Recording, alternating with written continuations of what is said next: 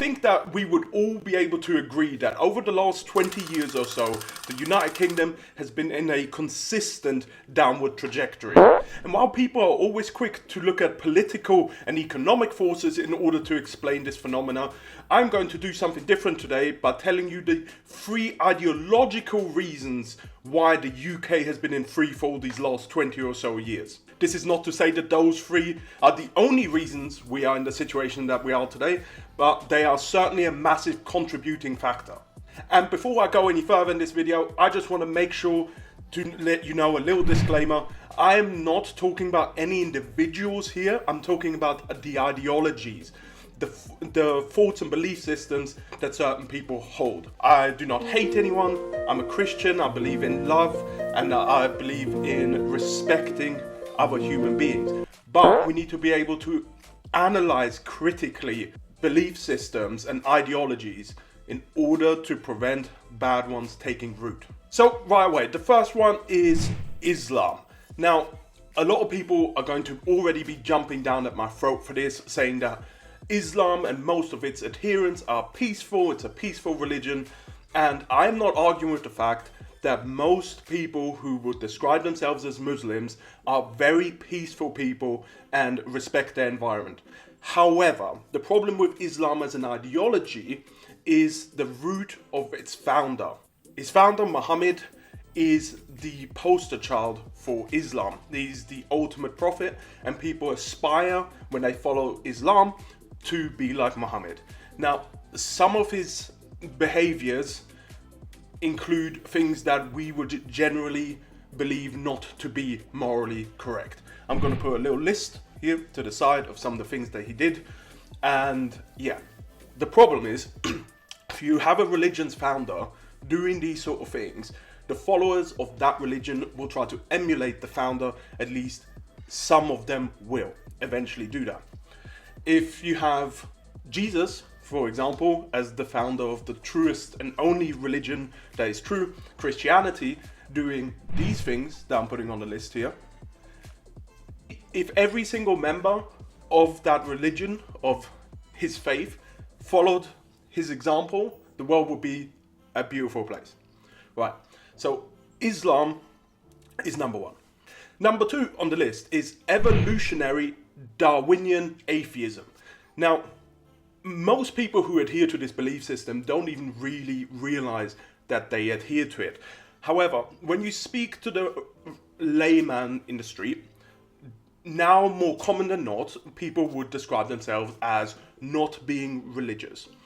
The truth is, though, everyone needs to operate under some sort of value or belief system.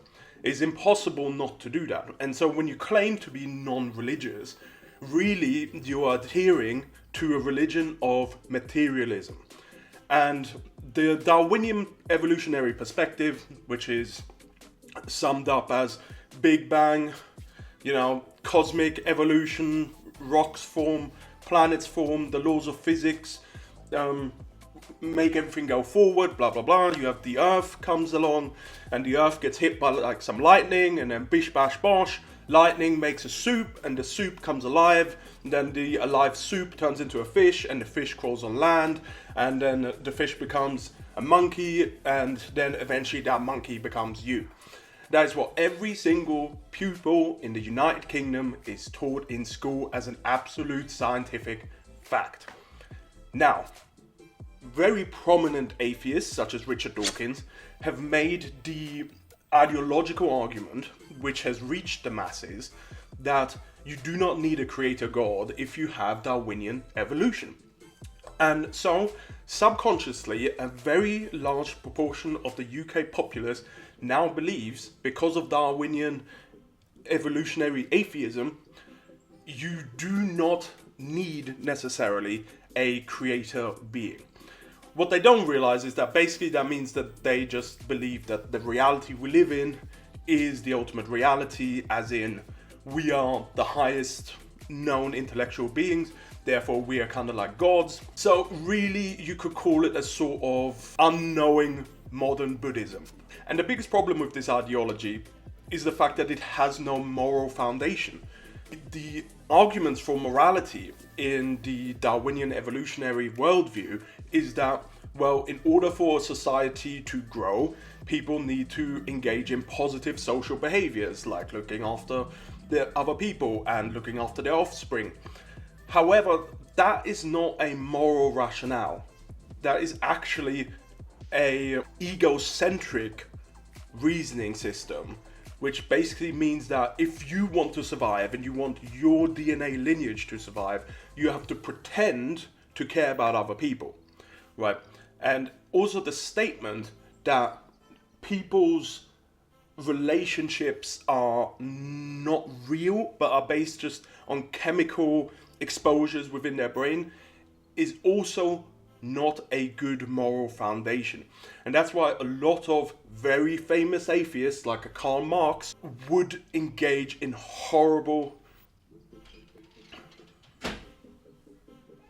and his followers would engage in horrible crimes against humanity, because in an atheistic worldview based on Darwinian evolution, it's survival of the fittest. And the fittest is the person with the most guns. And so, last but certainly not least, we have everybody's favorite ideology to hate on, which is feminism. Even though modern feminism gets, let's just say, the treatment it deserves in modern online culture, mainstream, in terms of the United Kingdom, most people are still connected to the ideology. The problem with it is that, again, it tries to create something that is outside of God's true moral boundaries.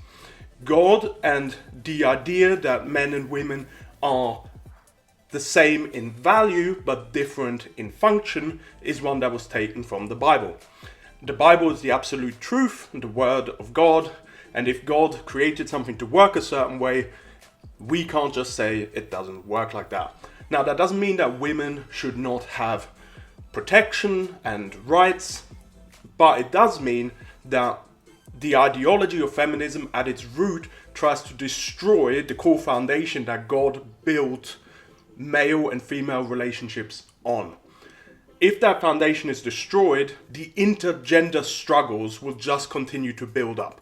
And I think that is one thing that we've seen a lot in recent online culture, such as the Red Pill movement and things like this, where you have this sort of like reactionary women hatred, which comes from as a counter movement to feminism.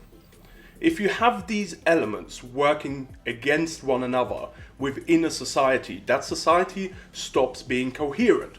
Birth numbers will decline, relationships will not stay monogamous, and marriages will not last, which is exactly what we've seen since the rise of feminism. Abortion, divorce, out of wedlock children, every single statistic in relation to the family life has gone in the wrong direction. And feminism is the fundamental driving force behind that, because it seeks to change the fundamental dynamic between men and women by asserting that men and women are something that they are not, which is equal in every single way and capacity.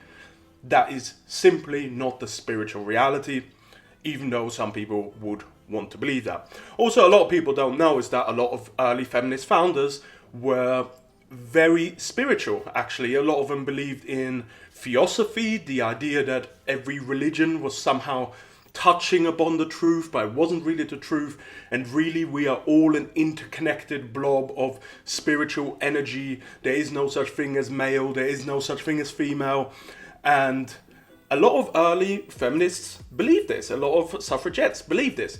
This went alongside some of their occult practices, like attending seances and going and being and visiting mediums. They loved their occult stuff as well. So that ideology is also one of the reasons the United Kingdom is in a downward trajectory. A lot of the problems that you see right now in your communities do not have to do with the brown person living on the street. It does not have to do necessarily with the amount of money in your pocket, though those two things, immigration, the economy, these things are massive factors and they are really important. But one of the main reasons you in the United Kingdom do not recognize your country now compared to 20 years ago is because these ideologies have replaced Christianity, the only true religion, the only true ideology. And Christian foundationalism, which is something that I teach on this channel, is the idea that our political life and our social life should be influenced, directed and guided by the principles and values found in Christianity, and more specifically in the Bible.